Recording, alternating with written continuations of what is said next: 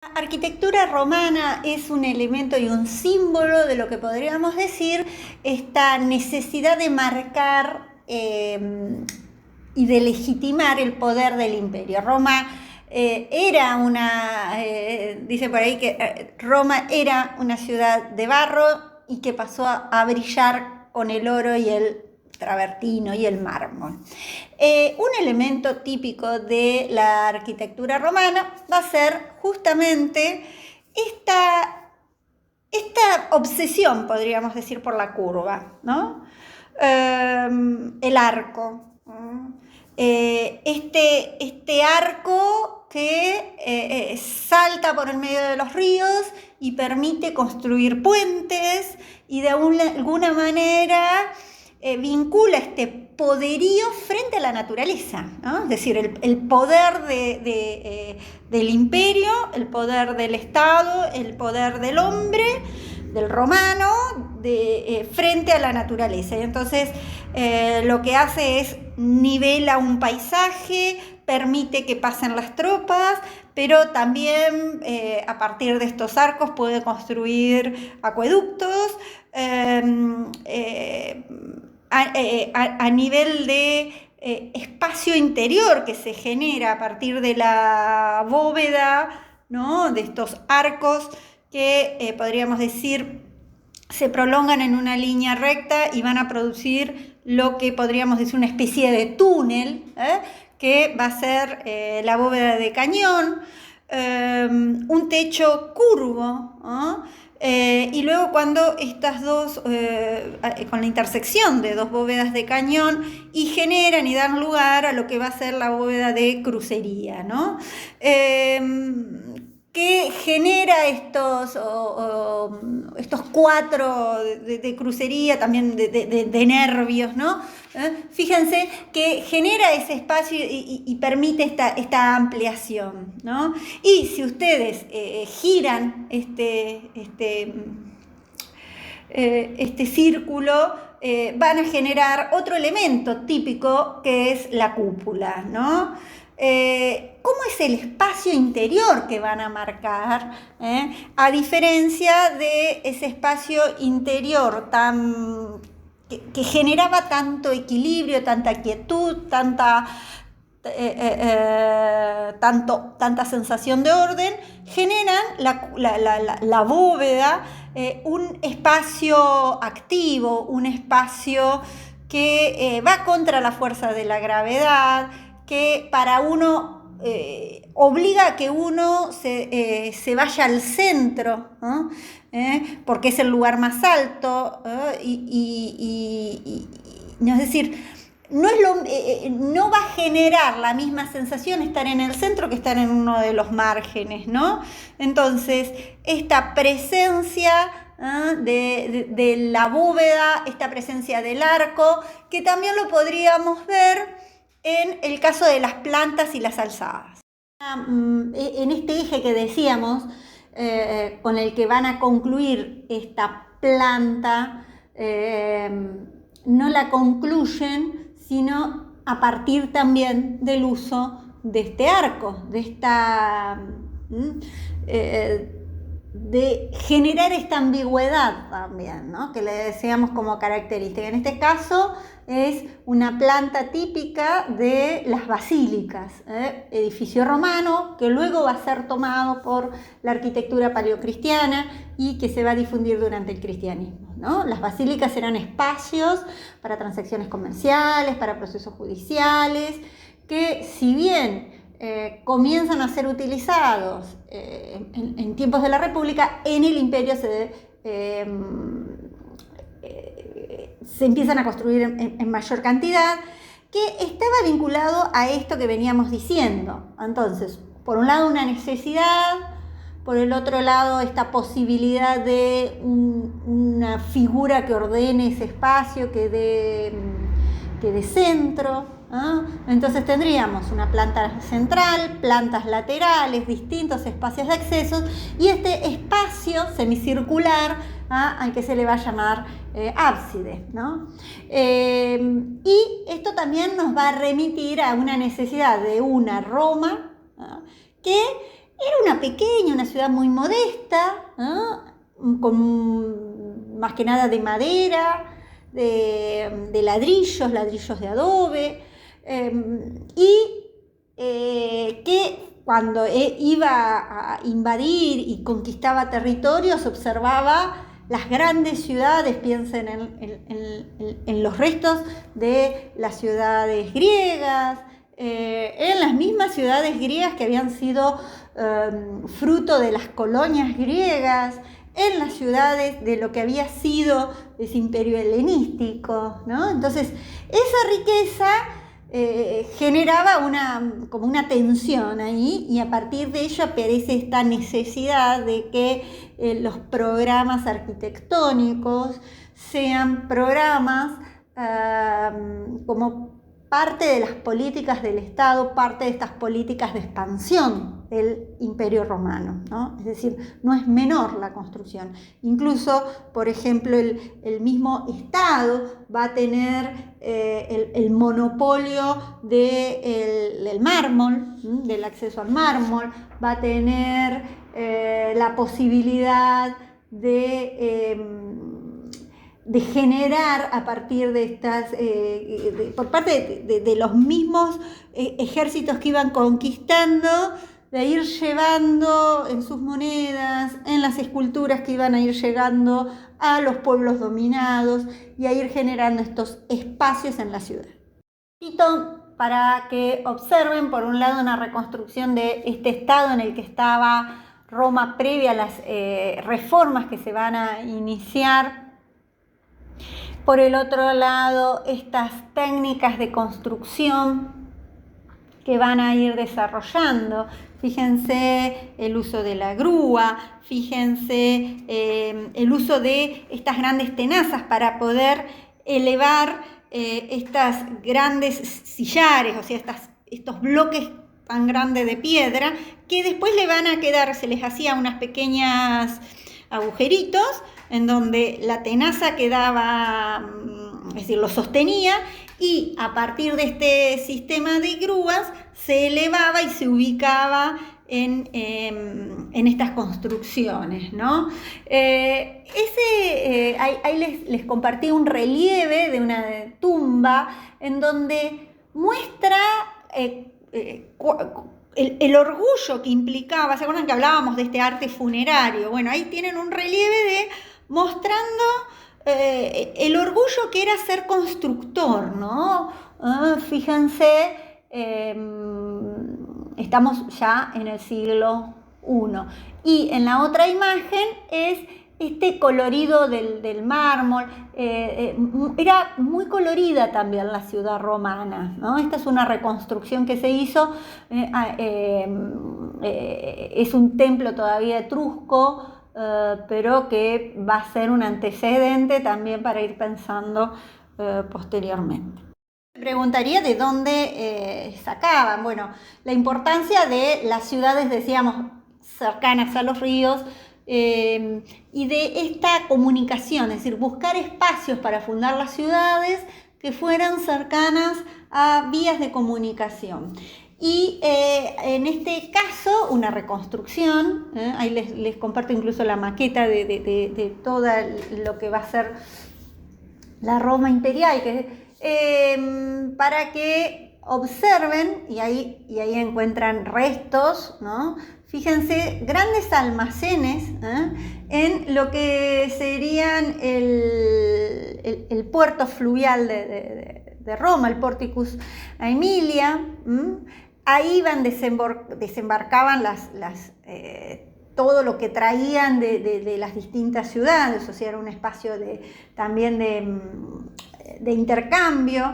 Y ahí lo que se observan son grandes salas paralelas, y todas estaban organizadas con bóvedas de cañón, y tenían 3 niveles de altura que permitían que ingresara la luz por los distintos claristorios. Algo, si ustedes observan con atención, van a poder ver. Bueno, y el otro usó legitimador que decíamos de estas puertas, de estos arcos, en donde en el momento en que el emperador de Roma busca legitimar su poder, e incluso los distintos generales, los distintos victoriosos que pasaban por estas puertas, por estos arcos de triunfo, lo que van a instalarse en ese momento, esta idea de que pasan a divinizarse en ese momento en tanto ingresa. ¿Se acuerda de esa imagen que veíamos del emperador sin zapatos? En esta idea de quienes son los dioses los que no requerían de los calzados, ¿no? Y acá, para finalizar un poco, la célula típica arquitectónica, que podríamos decir, en donde combina en este espacio, en este edificio, que si bien es un edificio previo del siglo I a.C., lo que sí era un edificio, el tabularium, que se ubica en este espacio público, este espacio de intercambio, y que se construye con una finalidad que era necesidad de un espacio cerrado para poder guardar, era un archivo, ¿no? Los documentos públicos, los documentos de la ciudad. Es interesante la fachada de este archivo porque combina, si ustedes se fijan, van a encontrar el elemento típico, la unidad, la célula, como dicen, la célula arquitectónica que identifica a la arquitectura romana. Por un lado, las bóvedas, el uso de bóveda, el uso del arco de medio punto, el uso de los materiales que habíamos dicho y las técnicas constructivas. Logran los romanos hacer una roca artificial, podríamos decir, el opus cementitium, sumamente resistente, ¿no? La combinación de ladrillo y revestimiento, a su vez esta combinación de columnas, ¿no? Que van a estar enmarcadas por distintas columnas de distintos órdenes, órdenes griegos, pero como van a ser dominados los griegos, ellos van a hacer una reinterpretación de esos órdenes griegos. Los distintos pisos, ¿no? Cómo se van combinando, y finalmente las esculturas que retoman aquellas antiguas cariátides que veíamos en los templos, ¿no? Es decir, cómo esta unidad y este modelo uno lo podría observar en los demás edificios romanos y que después se va a retomar incluso en el Renacimiento, en el Neoclasicismo, en distintos periodos posteriores.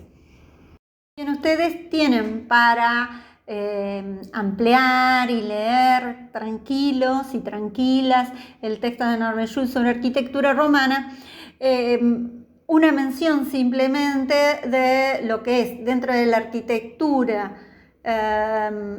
pública, podríamos decir, de uso del Estado, del imperio, estas grandes escenografías políticas que van a ser los foros, ¿no? Los foros imperiales, ¿no? Como centros de dignificación, de legitimación del poder de Roma como capital del imperio, pero también esta idea de estos centros. Decíamos que la vida estaba muy vinculada a espacios públicos, como sería el lugar en donde se discute y se hace política, pero también el lugar del mercado, el lugar de las relaciones sociales, este espacio público, donde van a estar los edificios del Senado, donde van a estar, ¿no? Es decir, los distintos edificios necesarios para hablar del centro de la ciudad, ¿no? Y bueno, ahí vamos cuando veamos las viviendas y la domus, las viviendas particulares, cómo van a querer estar en ese centro de la ciudad, y el valor de los terrenos, diríamos, ¿no? Los temas inmobiliarios llevados a nuestra actualidad. Bueno, yo acá lo que les dejo son 3 imágenes de estos distintos foros que se fueron realizando. Por ejemplo, Julio César, que era un gran admirador de Alejandro, empieza, ¿no?, a esta construcción de estas grandes plazas para generar estas reuniones dedicadas a algún dios o diosa con los que se van a identificar y a quienes les van a pedir las protecciones, ¿no? Por el otro lado, la fotografía de las ruinas, de lo que ha quedado del Templo de Marte, del Foro de Augusto.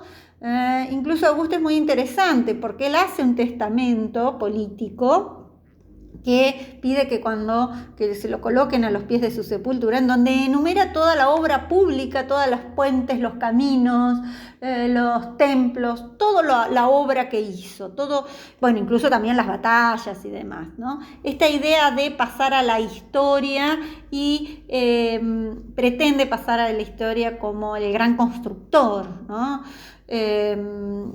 Pensar que se empiezan a utilizar mármoles, y mármoles no solamente de cercanos, mármoles de Carrara, sino empezar a traer mármoles de otros lugares, de otras provincias, de lugares que ellos iban conquistando. Entonces, qué sé yo, en las termas, en los edificios, van a tener los distintos colores de los distintos mármoles que van a ir trayendo, ¿no?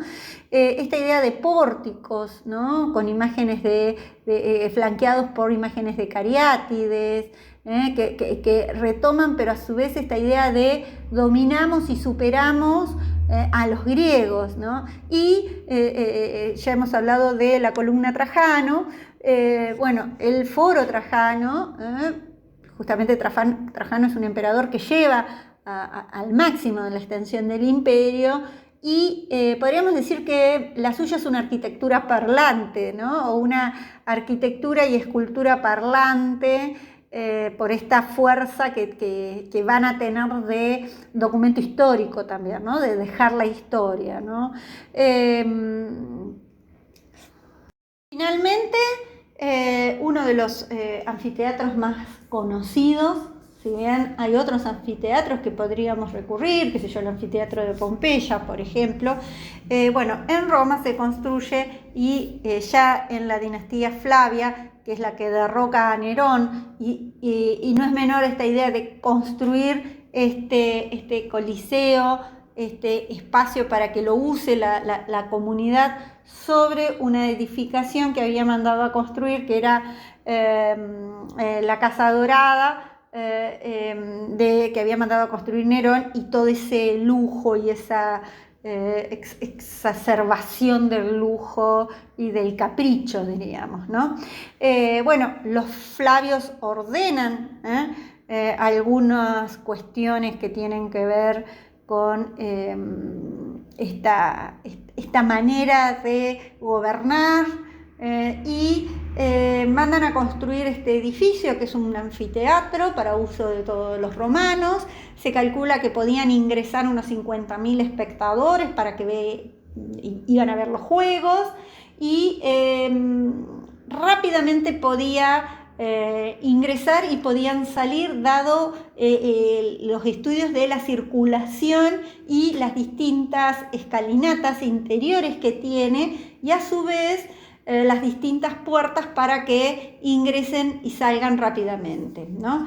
Si bien no ha quedado, porque el suelo del ruedo, diríamos, y es como que, y bueno, y la barrera metálica, lo que se ve actualmente son una serie como de laberintos, que era en donde estaban, eso no se veía, porque ahí arriba estaban los gladiadores, ¿no?, de las películas, piensan, y allí arriba, bueno, perdón, en esta especie como de laberinto que se va marcando con todas esas distintas cámaras subterráneas, estaban los animales, estaba todo el personal, estaba la maquinaria, ¿no? El exterior es de travertino, tiene 3 pisos de arcos enmarcados con pilares y columnas, y un cuarto piso que no era común, en el que, si ustedes observan, las crujías se disponían alternando escudos de bronce y ventanas que recuperaban un modo de construcción típico de Mileto, de la construcción griega, diríamos, ¿no? Bien, bueno, cada piso respondía a distintos órdenes, el orden toscano, una variante del dórico, del jónico y del corintio, que van a ir ocupando los distintos pisos, y en ese ático se disponían pilastras corintias. Es decir, que va combinando, recuerden esa célula que habíamos hablado al principio. Y el edificio mandado a construir por Adriano, si bien hubo un primer panteón construido por Marco Vespasiano y por Agripa, pero vamos a irnos al siglo II. Entre el 120 aproximadamente, 127, se habilita este edificio, que es también un emblema, diríamos, que permite pensar en este poder, ¿no? De Adriano, ¿no?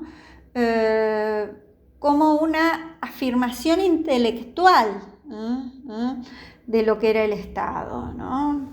Es un edificio, habíamos hablado de esta cúpula que se va a construir, el pórtico, la pronaos, de 8 columnas, que genera este friso triangular, en donde va a aparecer el nombre de Agripa en letras de bronce, y la restauración que se va a realizar en la época de Severio. Y en el interior aparece esta especie como de sensación de cielo, ¿no? Es decir, hay una cortina de nichos clásicos, piedras preciosas, cubren toda la rotonda. Hay un muro muy grueso, de unos 6 metros aproximadamente, que este es el muro que soporta realmente todo el peso de la cúpula, y el muro, en lugar de presentarse y de ser macizo, fue horadado, fue abierto por distintas cámaras, ¿no? Estas cámaras lo que ayudan es a acelerar el proceso de secado del hormigón, y las bóvedas de cañón transversal van a estar dispuestas sobre algunos de ellos y van a ir distribuyendo el peso de esta superestructura en distintos puntos del perímetro, de forma que en realidad la cúpula va a ser sostenida por 8 grandes pilares, como si fuera un gran toldo. Es muy interesante luego ese óculo que se genera, bueno, la sala interior, este panteón, este centro,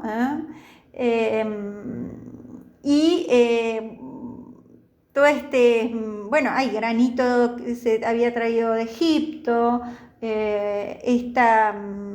este gran espacio, aproximadamente unos 43 metros, tanto de altura como de diámetro, un espacio despejado, pero a su vez un espacio bañado de luz. ¿Y la luz de dónde proviene? De ese óculo, de ese ojo, y que a su vez va a reflejar en las puertas de bronce que tenía este gran templo, que permitía el ingreso de la convivencia con las demás religiones. Se dice que Había también imágenes de Augusto en el vestíbulo, del César divinizado, de Adriano, que a veces hacía en el Panteón sesiones del Tribunal de Justicia, ¿no? Es decir, el imperio, ¿no?, se presentaba como si fuera el cosmos, y el panteón era este cielo, ¿no? Esta analogía con un cielo dorado, ¿no?, un cielo en donde van a estar los distintos representaciones de las distintas religiones. ¿Por qué salto inmediatamente a esta imagen del panteón? Un poco para pensar en este arte imperial, y remito en las memorias de Adriano, de Marguerite Yourcenar, que dice: había querido que el santuario de todos los dioses reprodujera la forma del globo terrestre y de la esfera de las estrellas, del globo donde se concentran las simientes del fuego eterno, de la esfera hueca que todo lo contiene. Adriano, un emperador, y algo que señala en su texto Sir Mortimer Wheeler, es que una característica que va a tener el arte romano, el arte del Imperio Romano en especial, es que no conocemos los nombres de los artistas, pero sí conocemos los nombres de los comitentes. O sea, acá empieza a aparecer esta importancia de no solo el poder que genera la obra, el poseer esa obra, el interés por la obra, por la adquisición, por ese mundo tan típico del mundo romano, sino también este mundo que se consolida de en donde el artista era un empleado es decir, respondía a estos intereses de prestigio y de legitimación, ¿no? A diferencia de, qué sé yo, en Grecia conocíamos los nombres de muchos de los artistas. Esa es una diferencia muy grande para pensar Atenas y para pensar Roma, ¿no? Frente a la libertad para todos, esa democrática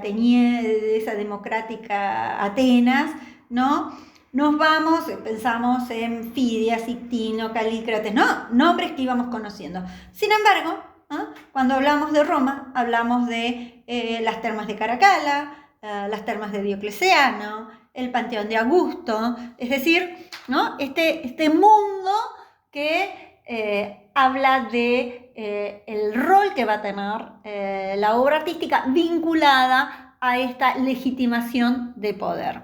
Y en ello también vamos a ver en especial en la escultura que nos vamos a detener, y por el otro lado la influencia que va a tener la obra pública.